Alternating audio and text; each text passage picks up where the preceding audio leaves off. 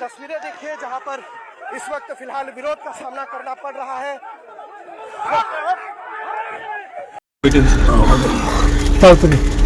Local hospital से जल्दी जल्दी শ্রমিকদের কি আছে এখন চলো চলো লিজে আমার গাড়িটা আছে পরে আসবে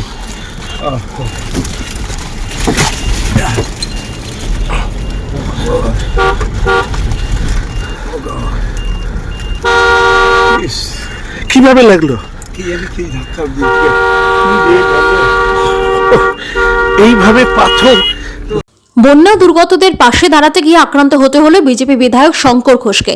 নাগরাকাটায় বন্যা দুর্গতদের সঙ্গে দেখা করতে যাওয়ার সময় তার গাড়িতে ভাঙচুর চালানোর অভিযোগ উঠেছে।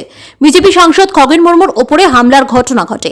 ইট পাথরের ঢিলে গাড়ির কাঁচ ভেঙে যায় বলে অভিযোগ। রাস্তায় দাঁড়িয়ে থাকা তৃণমূল কংগ্রেস কর্মীদের বিরুদ্ধে হামলা চালানোর অভিযোগ উঠেছে। খগেন মুর্মুর স্ত্রী মঞ্জু কিস্কু জানান, তৃণমূল দলের জনগণ এই ঘটনা ঘটিয়েছে, পরিকল্পনা করে এই ঘটনা ঘটানো হয়েছে। আমরা পুরো ঘটনাটি টিভিতে দেখেছি। রক্তাক্ত অবস্থায় হাসপাতালে ভর্তি রয়েছে। আমরা বিষয়টি অমিত শাহ এবং প্রধানমন্ত্রীকে জানাবো। করে এটা ঘটনা ঘটাইছে, এটা টিএমসি মমতা ব্যানার্জির জনগণ এটা প্ল্যান মাফিক করা হয়েছে।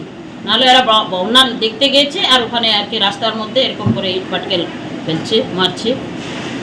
দেখলাম টিভিতেই দেখলাম রক্তপাত ঝরছে, শুয়ে আছে হসপিটালে।